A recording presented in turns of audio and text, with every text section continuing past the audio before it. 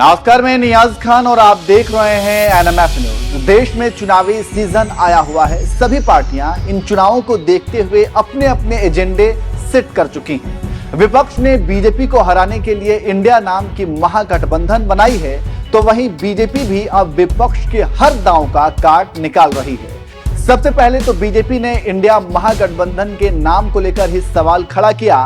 उसके बाद संसद के विशेष सत्र बुलाकर महिला आरक्षण जैसे बिल को लोकसभा से पास करके एक जबरदस्त मास्टर स्ट्रोक खेल दिया है।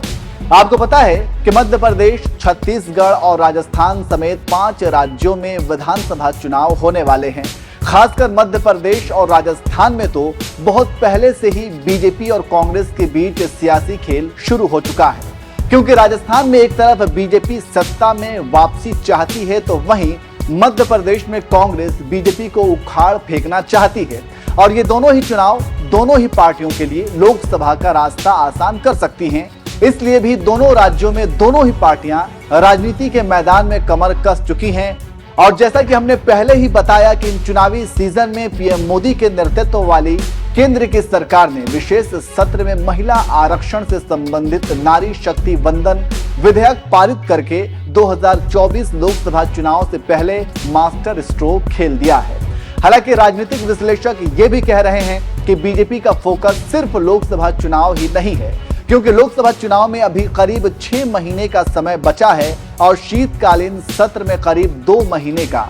सरकार का फोकस अगर सिर्फ लोकसभा चुनाव ही होता तो ये बिल शीतकालीन सत्र में लाया जाता।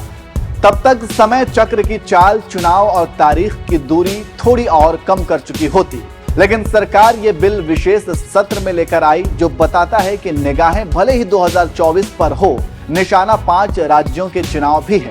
अब सवाल यह है कि केंद्र की मोदी सरकार को महिला आरक्षण के जरिए एजेंडा क्यों सेट करना पड़ रहा है, तो चलिए आपको इसका भी जवाब दे देते हैं।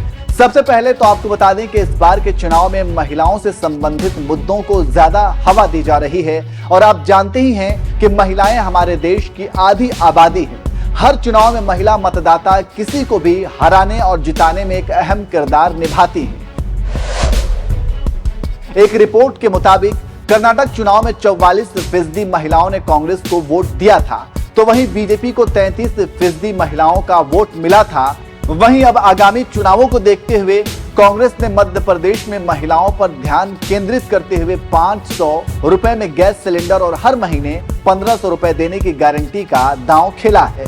तो वहीं बीजेपी ने तो 450 रुपए में गैस सिलेंडर देना भी शुरू कर दिया है। इसके अलावा मुख्यमंत्री शिवराज ने लाडली बहना जैसी योजनाओं का ऐलान भी कर दिया है।